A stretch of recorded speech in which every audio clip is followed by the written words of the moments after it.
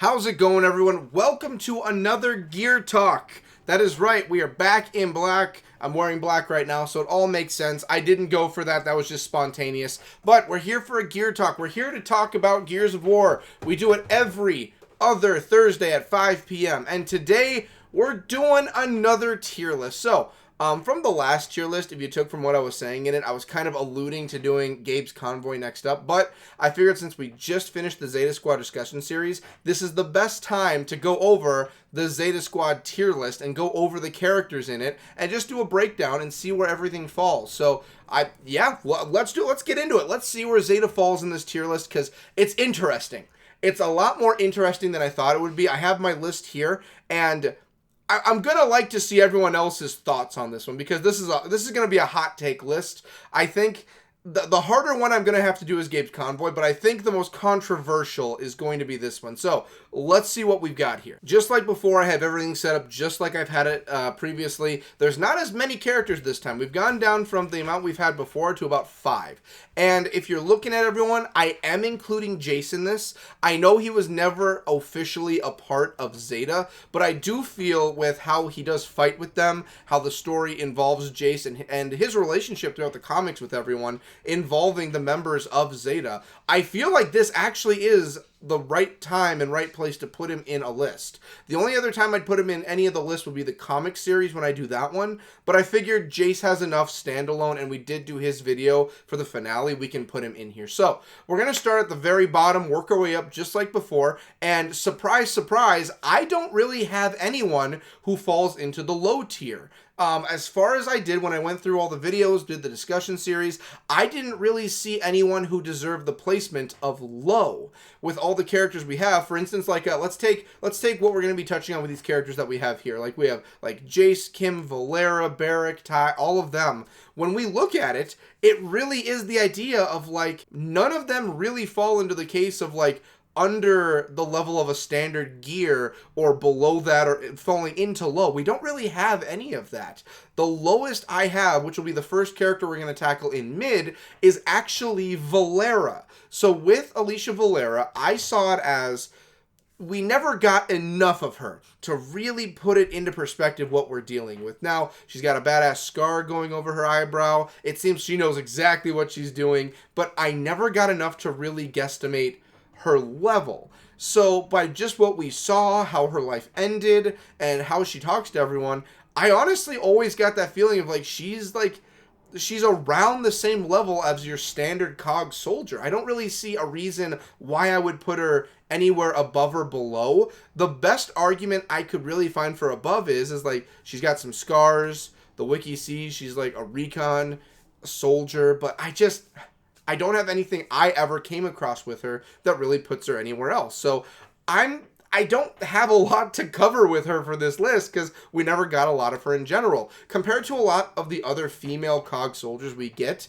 aside from, in my mind, maybe a few that fall under her, a lot other female characters really get a lot more shine and are really high up in their area what the list would be. Like you have characters like Anya, Sam, you have characters like, we were just talking about her in Jace's video, Alex Brand, there we go, Bernie Mataki, you have characters like that, and you can't tell me Valera outranks any of them, really. So I think putting her right at the overall list, she'd be around, like, the bottom-ish mid, but compared to, like, this list, she's gonna be the bottom of mid. So I think this is the right place for Valera. Next up, we have Kim. So I felt this was right for Kim. He's definitely a mid-card player. I can't find any other way around it. When it comes to Kim, it's the situation where, yes, he's definitely above a standard COG soldier. I really can't find an argument to say he isn't. It's just, if you look at his story, you look at him in the games, and you really look at his character, he just doesn't make good decisions, or he makes decisions, the most standard by the book decisions, neither yay or nay, most bland options, and even when he makes the bland options, he can still goof them up or make bad decisions as a leader.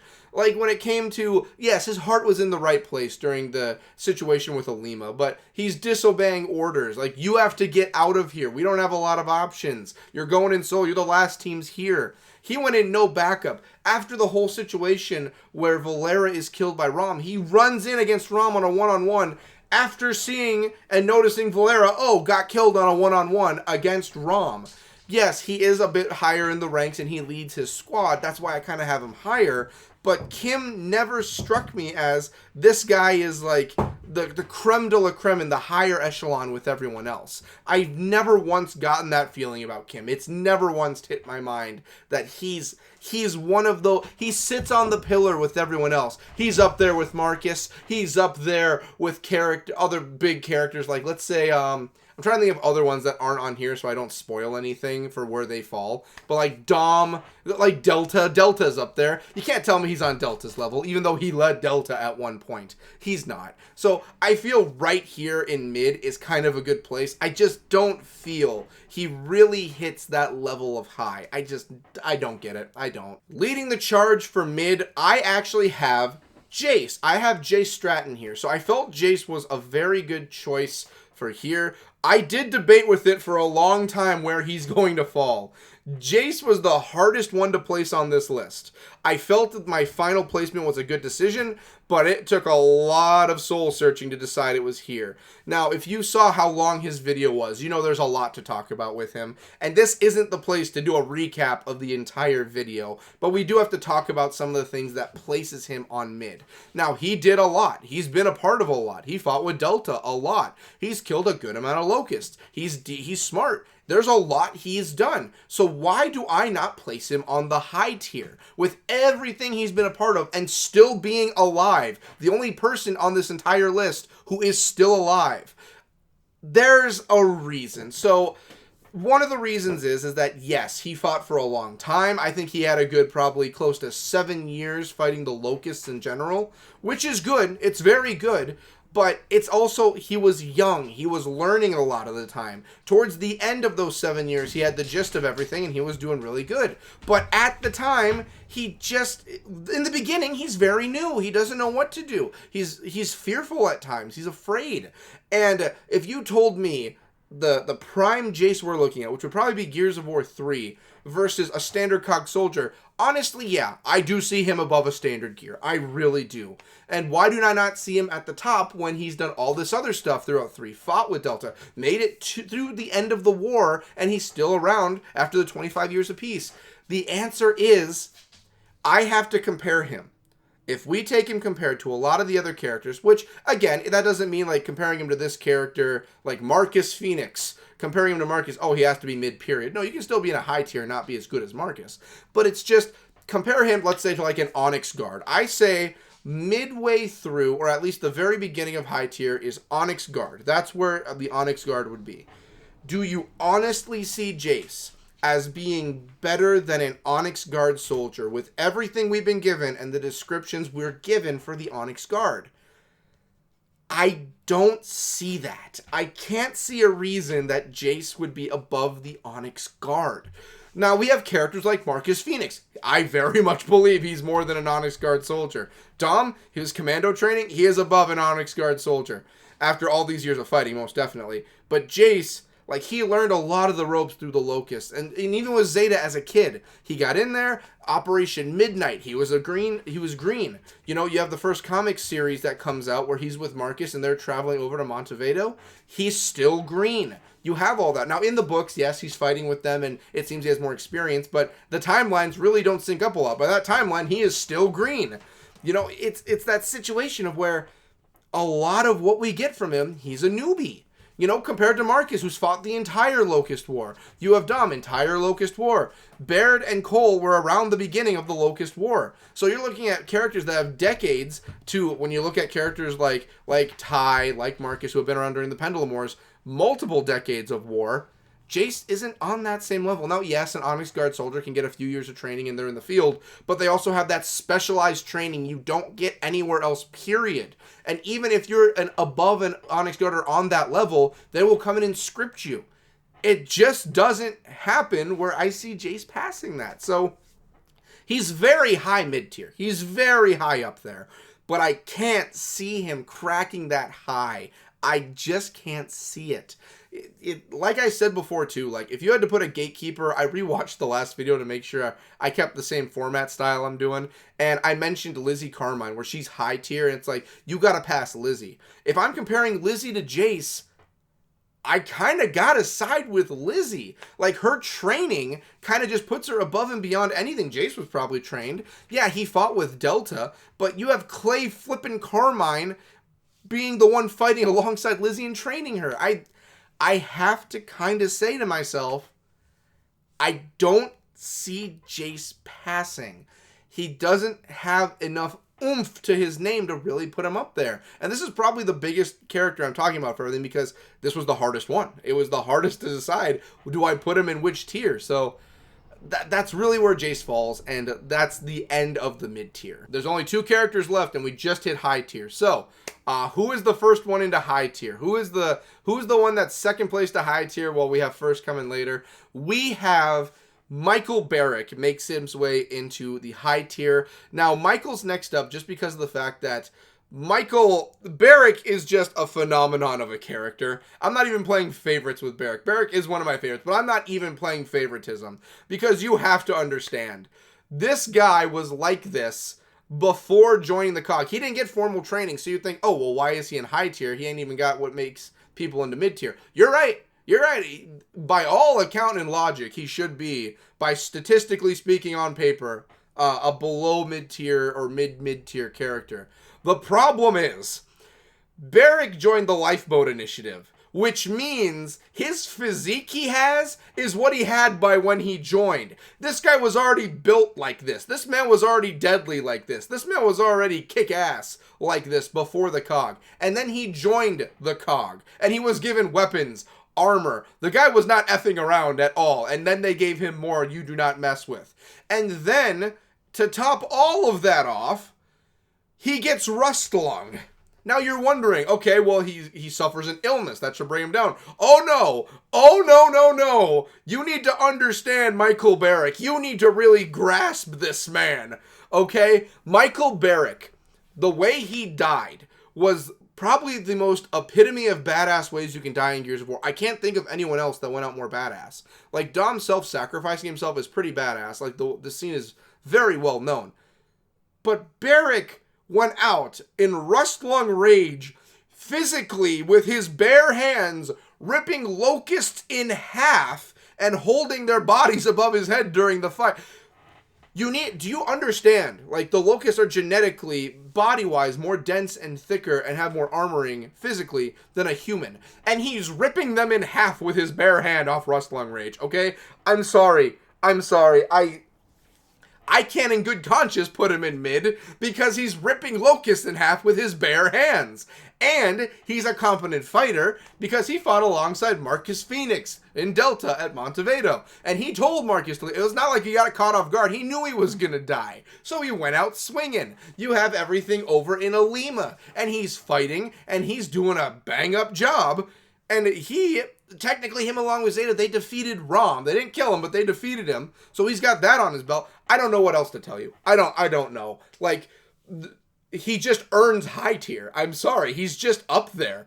Now, comparing him to like an Onyx Guard soldier, where would I put him? I feel like he's either a little bit below or he's right on that level. But I could see the Onyx Guard never inscripting him just because they'd be like, the man's got rust lung and he's obviously very, uncontrollable once the rage kicks in. So I feel we should probably just keep him over in the COG for now. So I don't know what else to tell you. Barrick makes high. Following that one, we have Ty Kaliso leading the charge for the tier list. So Ty Kaliso holds number 1 for a lot of reasons. Now, I agree, Barrick, if we're talking just physical strength, I think Barrick is stronger than Ty. But you have to understand Ty, too. Ty had a lot of training since birth. He's a tribal man. He's learned from his tribe. He learned from the environment. When his first contact he has ever with, for instance, Marcus Phoenix. When he first meets Marcus, it really is a situation where he is a skilled hunter. He's killing UIR on his island left and right with a bow and arrow. He's taking out heavily armed not even characters, because we don't get their names, heavily armed soldiers with just a bow and arrow and a knife, and he's killing them. Now, Marcus is nothing to sneeze at. Marcus, in a very badass feat, in the middle of a rainstorm, a quiet, like, no noise at all Ty is sneaking up and about to kill him with a bow, and Marcus knows where he is and calls him out on it. But still, it's Marcus Phoenix, okay? Ty still was about to get the drop on Marcus. He would have got the drop on anyone if it wasn't Marcus. And he gets inscribed into the cog. Now you've given him military training, because he did go through the training. He didn't just get thrown in with a rifle. So you have his tribal training from his entire life. Military training. He's fighting through the Pendulum Wars. He's fighting through the Locust War until he sadly passes. But this guy, I don't even know if he felt that he was a one-on-one compatible, both work, against Scourge, but he still went in ready for a one-on-one and told Dizzy to leave.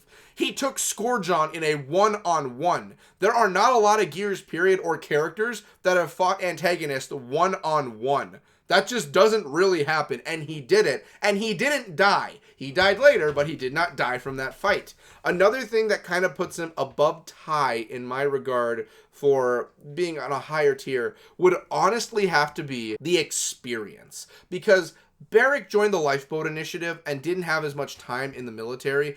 Like he so eloquently put it, he was given a gun and told to go out and fight. When it comes to Ty, he has been fighting since the Pendulum Wars. He's been around. He's been kicking the shit left and right. Fighting humans, locusts, bring it on. I'm sure if he didn't die from the situation involving when he took his own life involving the Scourge situation, Lambent, he probably would have been having some fun fighting that. It's Ty. I can't think of a better way to put who holds number one than Ty Kaliso. He's earned it. Like, if you have to think of a lot of characters, like, they said it best in Gears of War 2, when you're really looking at his character, like, no one kills Ty. Except himself, of course, we learned, but nobody kills Ty. And a lot of soldiers in the COG saw Ty as this unkillable monster. If Ty was with you, understand, either Ty's living and you're all dying, or Ty's getting you all out of there. If Ty's with you, you got a 50-50 chance you're going to live. Like, you're probably got a better shot than if it's just standard Gears. Ty, I don't know what else to say, man. Ty was a monster. He was. Now, I'll end it with this quick, and we'll finish up the list. But I was asked in the comments a while on who I believe would win in a fight between Ty and Barrick in a one-on-one fight. And by what I just told you, you'd think, oh, well, Ty must win. If it's a one-on-one fight, and if Barrick is given the time to activate that Rustlung Rage, it's a lot closer than you think it is. I don't know who. I want to say it would probably still be Ty, just because Barrick did all of that stuff just with Rustlung. Ty, he's a freak amongst nature without Rustlung. So I think Ty could probably pull off the win against Barrick, but it would be a fight. It would be like a mid to mid-high tier fight.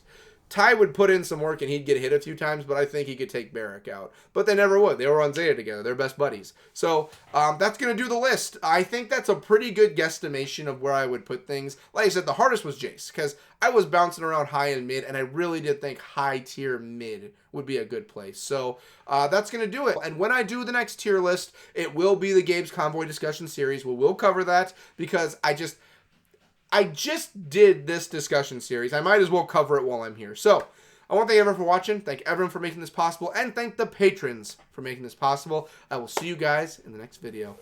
Later!